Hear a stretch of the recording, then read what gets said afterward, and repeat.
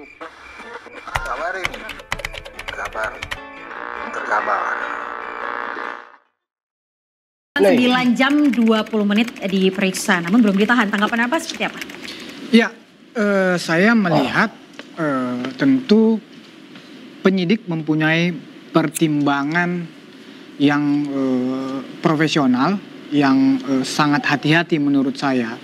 Penyidik tidak mau proses penyidikan yang sudah, katakan dari sejak melapor penyidikan ini yang sudah begitu lama mereka hati-hati ya, sekian banyak saksi, mereka tidak mau terburu-buru. Jadi menurut saya lebih baik ya lakukan secara proporsional sembari menunggu nanti saatnya ada yang tepat, apakah tadi katanya diperiksa dulu ahlinya, ya saksi-saksi meringankan. Menurut saya itu hal yang sangat baik yang strategi yang dilakukan oleh penyidik. Jadi sehingga mereka, karena ketika ini ditahan, ya pressernya akan semakin kencang dan menurut saya itu bisa mengganggu kinerja mereka sebagai penyidik juga, karena tentu Roy Suryo dan kawan-kawan beserta tim pembelanya dan tim-tim yang lainnya tentu akan terus ini sebagaimana akan melawan bukan hanya di proses penyidikan atau proses hukum, tapi adalah mereka akan terus membangun narasi-narasi yang menyerang kepolisian, menyerang kekuasaan, penguasa. Nah inilah yang menurut saya menjadi pertimbangan utama dari penyidik sehingga mereka ini teroris ini belum ditahan sampai selesai pemeriksaan tadi. Oleh Roy Suryo CS, kalau saya menganggap ini perlu diselesaikan, dituntaskan baik dalam ranah hukum pidana maupun ranah hukum lain agar ke depan pertama tidak berlanjut tuduhan ini. Yang kedua, tidak terulang kasus ini di masa yang akan datang karena negara bergerak ya terhadap orang memalsukan. Tetapi masalahnya adalah apakah upaya pembuktian yang dilakukan oleh Roy Suryo ini akan direm lewat penggunaan sarana hukum, itu yang tidak boleh terjadi. Oke, kita tahan dulu. Interupsi, Prof. Ada satu pertanyaan saya. Silakan interupsi, Bang. Ada satu pertanyaan saya, Prof. Apakah ini kepentingan, tadi seperti Prof sampaikan, Pak Dokter sampaikan bahwa, ahli sampaikan bahwa, apakah ini untuk kepentingan umum? Oke, kita terima ya. Nah, bagaimana dengan presiden sebelumnya? Ya, kenapa hanya Presiden Joko Widodo? Itu dia. Ada presiden loh yang sebelumnya yang juga memiliki ijazah. Kenapa tidak sekaligus saudara Roy Suryo ya juga meneliti? Jangan hanya Pak Joko Widodo dong. Nggak fair, itu bukan untuk rakyat. Kalau memang untuk rakyat, berapa presiden sudah, Prof? Ya sudah memimpin republik ini. Dan sama-sama landing. Sudah selesai, baru dipersoalkan. Tapi kalau Roy Suryo ini dari tahun 2020 itu sudah dipersoalkan, Prof. Nah, kalau memang ini untuk rakyat, ya kan, yang sudah persoalkan juga dong. Ya. Nggak fair dong. Tapi perlu saya jawab atau tidak? Silakan, Bang. Saya pendapat dengan Anda. Tetapi ketika kita mempermasalahkan sesuatu, tentu kita memperoleh indikasi-indikasi terlebih dahulu. Kalau Anda mengatakan ada presiden-presiden sebelumnya yang harus dipermasalahkan, adakah presiden sebelumnya yang mempunyai indikasi? Silakan Anda sebut. Gimana, Bang? Apakah silakan sebut agar kita juga melakukan bersama ini. Prof kan bilang katakan bahwa Roy Suryo itu meneliti untuk rakyat. Kepentingan umum. Ya semuanya yang harus diteliti dong. Jangan cuma Presiden Joko Widodo. Kalau nggak ada indikasi ngapain kita buka terlalu jauh. Sekarang indikasi yang dimiliki oleh apa karena persoalan setelah stupa? Ya kan? Mungkin kan itu persoalannya. Sebentar, selesaikan dulu Bang Nasrullah tadi maksudnya seperti apa? Indikasi yang disampaikan oleh Roy Suryo sebagaimana statement dia bahwa pertama gelar Dokter Andes atau insinyur, kemudian ada yang menyatakan pembuatan ijazahnya itu ada yang sampai mengatakan kampus, maaf ya, ini istilah-istilah yang digunakan oleh para itu ya, kampus pramuka dan segala macam. Kemudian ada statement-statement, nah ini indikasi-indikasi sehingga dia masuk ke ranah itu. Saya tidak tahu, saya tidak berani mengatakan bahwa ijazah Pak Jokowi asli atau palsu. Yang harus dilakukan ketika ada tuduhan kayak begitu, tinggal Pak Jokowi. Ini jasa saya, duduk bersama, Anda periksa kemanapun. Lakukan pemeriksaan.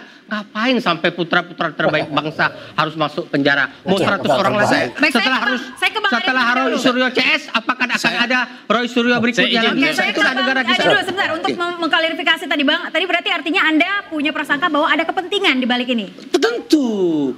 Jadi gini, pasca selesai putusan pidana stupa, ya ini harus dipahami historinya gitu loh. Pasca selesai itu timbullah rasa kebencian itu. Pidana stupa, ya kan? Maaf, pidana stupa itu Roy Suryo yang dihukum. Iya dong. Oke, Roy Suryo. Tapi Rismon, Stiva. Sebentar. Kan Bapak berbicara kepentingan saudara bencinya polisi dia. Atas nama rakyat Indonesia, kepentingan umum. Itu loh. Jadi ada sejarah itu. Terus kemudian lahirlah orang-orang yang kemudian seperti Bang Bonatua diajak masuk ke dalam, semua dalam menjadi sebuah tim untuk mengusut ini. Dan kalau Pak Prof tadi mengatakan yang tadi bahwa ada indikasi itu baru-baru, Prof. Bukan 2020, Prof. Itu pada saat digalinya. Bang Ade, kita tanya dulu, Bang Freddy berarti juga setuju bahwa akan ada kepentingan di balik kasus ini? Sedikit lagi. Coba kita tanya ke Bang Bonan. RT ya, saya mengumpulkan ijazah-ijazah yang terautentikasi dari KPU. Semua tahap tuh, sejak dari Wali Kota Solo 2005, 2010, Gubernur 2012, Presiden 2014 dan 2019. Dari awal Jokowi menjabat sebagai pejabat gitu ya? Itu artinya ijazah itu sudah milik publik. Nah, makanya sangat sah publik itu meneliti pejabat publik. Hal-hal yang terkait jabatannya. Bayangkan kalau tanpa ijazah itu bisa nggak jadi wali kota? Tidak kan?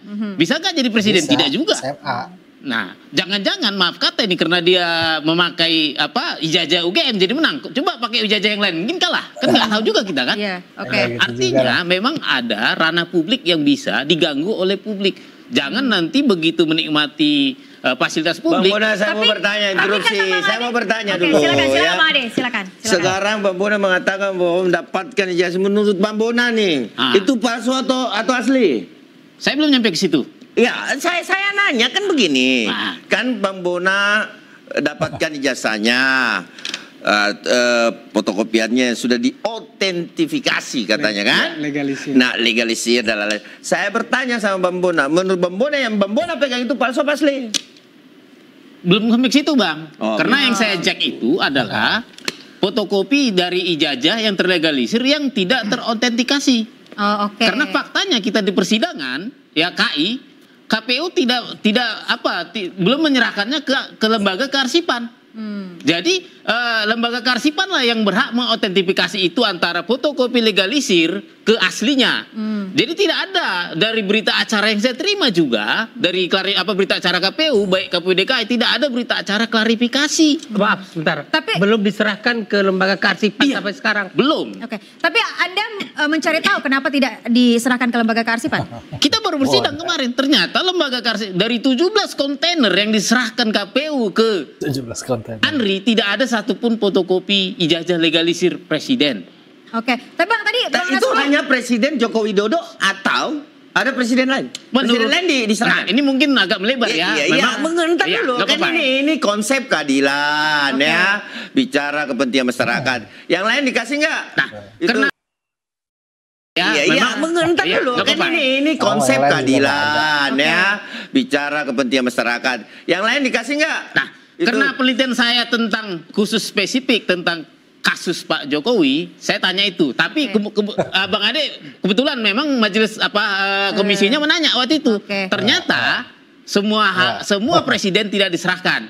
Yang setelah pemilihan umum langsung. Jadi kita jangan sekali lagi kita jangan terfokus pada presiden ketujuh saja. Ternyata semua presiden tidak diserahkan. Kenapa? untuk menjaga kerahasiaan. Mungkin itu ada pertimbangan lain dan itu merupakan diskresi bagi pejabat Andri itu sendiri gitu loh. Tadi Bang Andi kalau enggak ya aturannya dihapus saja lah itu terkait diskresi lah ya nggak? Kan begitu Bang. Ya kan? Dan kepada Dinda Damanik juga dari sisi usia saya panggil Dinda. Silakan kita kasih kesempatan satu Bang Nasrullah bertanya. Siap. Anda tahu persis masalah ini sangat mudah selesai. Kenapa sih Anda tidak mengupayakan meminta Pak Jokowi sudahlah jangan rusuh, masyarakat akan memberikan labelisasi terhadap Anda, stigma nanti. Bapak tunjukkan saja ijazahnya, panggil Rosuyo dan timnya ini lakukan penelitian. Silakan. Saya tanggapi. Oke, silakan Bang Freddy. Ini publik tahu, masyarakat tahu siapa Roy Suryo dan kawan-kawan ini. Ini adalah orang-orang yang konsisten pembenci Jokowi. Konsisten. Kasih contohnya Bang. Mungkin Wah, banyak lah. lupa. Google aja lah. Banyak sekali. Tifa, sejarahnya bagaimana kalau Rismon. Oke, tadi Bang Nasrullah mengatakan, tetapi ada dia juga sejarah tentang di Polri ya, kebencian sakit hati dia. Ini memang orang-orang konsisten pembenci Jokowi yang pengen Jokowi hancur, ya. Dan keluarga Jokowi. Dan setelah itu mereka melakukan disinformasi, fitnah, kebencian konsisten. Bagaimana supaya ijazah ini dipaksakan palsu. Semua dilakukan. Sampai terakhir ke makam yang gak ada hubungannya. Teman Pak Jokowi dikatakan apa itu namanya? Dan itu sangat di di terminal, semua pasar pramuka, semua itu dilakukan supaya ijazah itu palsu. Oke, baik, terjawab dan perbuatan yang biadab. Oke, terakhir poinnya Bang Freddy. Bang Nasrullah, saya mau katakan, kalau ijazah ini dikasih ke mereka, sudah tidak pasti ini akan selamanya palsu, Bang. Gitu loh. Berarti Anda melihat ini pure kebencian. Kebencian. Oke, baik, tahan. Bang Nasrullah ini seorang akademisi. Ya, ketika bicara penelitian, bicara riset, beliau ini paham. Jadi, apakah Bang yang dilakukan oleh Roy Suryo, Rismon, Tifa ini, ya, yang kalau saya katakan tadi dengan dasar kebencian itu, ya, tapi mengatasnamakan riset, ya, yang dia ambil itu katakanlah dokumen dari medsos itu. Kemudian dengan dasar kebencian dia bilang ini palsu 1000. Apakah begitu penelitian Bang? Abang kan orang akademisi nih. Ya. Praktisi juga ya Bang ya, banyak jadi lawyer. Apakah kita tidak perlu menjaga rasionalitas moral publik? Apakah kita tidak perlu menjaga UGM yang mengeluarkan di sini? Ya. Apakah begitu gampangnya Republik ini ya dikacaukan? Ya, UGM-nya ada KPU-nya di situ, ada Bareskrimnya. Apakah segampang itu Republik ini porak-porandanya? Ini rasionalitas publik harus kita bangun ini, gitu loh. Ini memang teroris ini memang merusak moral, merusak nalar publik. Itulah kenapa kami memang ya bukan karena kebencian terhadap mereka, tetapi memang mereka merusak ini. Makanya kami minta ditahan. Tetapi kami hargain. Sekali lagi kami hargain Polda Metro. Mereka mempunyai strategi tentunya di dalam proses ini kenapa tidak menahan, ya. Walaupun nanti kami akan tetap mendorong, ya, agar. Tetapi pada waktunya kami percaya apakah nanti di proses penuntutan ditahan, apakah di pengadilan, tadi pada saatnya mereka ini memang harus ditahan karena memang merusak moral bangsa. Jadi gini, bukti nyata kegaduhan itu yang dimaksud mungkin Pak Dokter. Jadi gini, ada. Ya, ini nih kalau gitu bicara cepet ya. Iya Bang. Didatanginya rumahnya Bapak Insinyur Joko Widodo ya, dengan didatangin bukan 1 bis. Kalau orang bertamu itu 1 mobil cukup. Ini 3 bis. Membawa rombongan gantung Jokowi, tetangga semua menjadi resah. Ya kan, bahkan ada yang mengatakan kalau bisa gantung bakar Jokowi. Nah ini satu. Kemudian yang kedua terjadi pro dan kontra di masyarakat. Di Malang Raya dibakar fotonya yang namanya Roy Suryo CS oleh pendukung Bapak Insinyur Joko Widodo, yang kami pun berusaha untuk menenangkan mereka untuk tidak melakukan dampak-dampak yang dimaksud Prof tadi. Ada usaha dari Pak Hadi dan juga Pak Jokowi. dong, Oke. semua relawan ya itu ke Pradi Bersatu bertanya, ini kapan bang? Ini kita aksi aja bang. Tapi tadi saya tidak bisa larang lagi dan saya tidak bisa suruh gitu loh. Tapi untuk kata Bang melaksanakan Nasrullah itu tadi gitu harus loh. ada terkait dengan provokasi yang terjadi. Iya, ini sudah terjadi pembakaran itu dikit lagi. Mau nunggu orang benjol dulu baru diproses. Mau nunggu bakar-bakaran dulu baru diproses. Ini yang terjadi. Ada dampak nyatanya gitu loh. Oke. Nah, Oke. itu Tapi tadi Anda jawabannya. katakan di segmen sebelumnya Anda katakan harus ada fairness begitu. Jadi kenapa harus fokusnya di Jokowi terus? Iya, jadi memang gini, Mbak ya, saya memperhatikan ini kalau nggak ditahan, ini repot Republik ini, percaya deh. Ini bakal ada gonggong nih, lagi nih, ya. Nah, tetapi apapun itu, kami menghormati seperti Bang Damani katakan. Sebentar Bang, berarti ada indikasi dipaksakan ditahan dong Bang? Bukan dipaksakan, memang terus sudah harus gimana? ditahan, Harus sudah ditahan. memenuhi, dapat ditahan. Orang pasalnya juga yang diterapkan kan dapat bila kebenaran ada profnya di sini. Emang bisa Kalau saya kita salah. paksa-paksa ya penyidik itu? Paksa-paksa Kalau nggak saya bisa. mau perkara begini 2 bulan kali kelar kali kalau mau saya, tapi kan nyatanya 7 bulan. 7 Oke, bulan. saya nggak ada paksa. Ya begitulah ya Sophie tadi perdebatan sengitnya. Prof Nasrul itu ya sebenarnya sih nggak terlalu paham nih latar belakang mereka ini yang menyebut ijazah Pak Jokowi palsu nih. Latar belakangnya tuh kalau dilihat kan ya,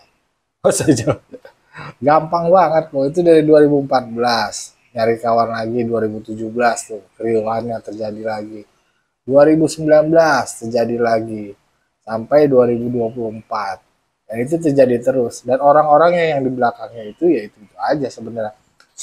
Supportnya mereka tuh orangnya yang di belakang itu ya. Ketika ada sesuatu hal yang berkenaan dengan Pak Jokowi yang dianggap minor, itu mereka akan support terus. Nah, untuk digali nih terus nih kesalahan Pak Jokowi, dicari, Pak Jokowi di downgrade, untuk dihancurkan nama baik ya, dan lain-lainnya ya. Itu kelihatan banget ya. Udah paham lah kalau pendukung-pendukung Pak Jokowi yang dulu-dulu tuh ya. Kalau pendukungnya Pak Prabowo, kita juga nggak tahu deh ya. Kalau kita kan sebagai pengikut Pak Jokowi yang dari dulu tuh tahu benar lah ya latar belakangnya. Orang di belakang ini mereka nih yang support Roy, Rismond, dan Tifa ini kita paham lah ya. Mereka itu siapa. Tapi itulah ya, akhirnya pun Rasulullah nggak ditahan hari ini ya. Ya udah, itu kewenangan polisi ya. Ya kalau ada kegaduhan lagi jangan salahin orang lain, salahin aja polisi. Kenapa kagak ditahan tuh orang? Ketahuan congornya tuh ya ribet banget. Bikin gaduh.